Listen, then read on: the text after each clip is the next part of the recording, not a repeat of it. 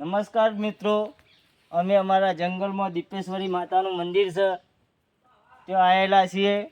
આ છે અમારા દીપેશ્વરી માતા.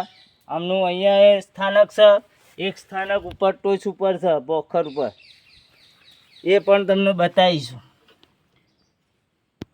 આ જૂની મૂર્તિઓ છે, 300 વર્ષ પહેલાંની.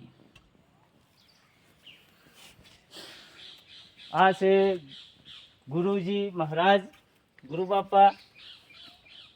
જો